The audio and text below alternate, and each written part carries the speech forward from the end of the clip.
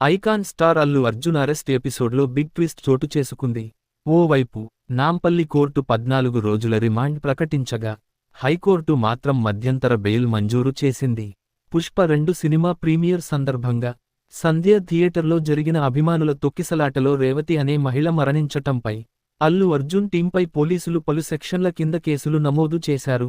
ఈ క్రమంలోనే ఈరోజు డిసెంబర్ 13న అల్లు అర్జున్ను చిక్కడపల్లి పోలీసులు అరెస్ట్ చేశారు. మొదట చిక్కడపల్లి పోలీస్ స్టేషన్కు బన్నీని తరలించి, ఆయన స్టేట్మెంట్ రికార్డు చేసిన పోలీసులు అటునుంచి గాంధీ ఆస్పత్రికి తరలించి వైద్య పరీక్షలు నిర్వహించారు. ఆ తర్వాత నాంపల్లి కోర్టు ఎదుట హాజరు పరిచారు. ఇరువైపులా వాదనలు విన్న నాంపల్లి కోర్టు అల్లు అర్జున్కు 14 రోజుల రిమాండ్ విధించింది. ఈ క్రమంలోనే అల్లు అర్జున్ హైకోర్టును ఆశ్రయించారు. తన మీద నమోదైన అన్ని కేసులను కొట్టేయాలంటూ క్వాష్ పిటిషన్ను దాఖలు చేశారు. అల్లు అర్జున్ పిటిషన్పై విచారణ జరిపిన న్యాయస్థానం అల్లు అర్జున్కు మధ్యంతర బెయిల్ మంజూరు చేస్తూ తీర్పు వెలువరించింది. దీంతో అల్లు అర్జున్ అరెస్ట్ ఎపిసోడ్లో భారీ ఊరట లభించినట్టయింది.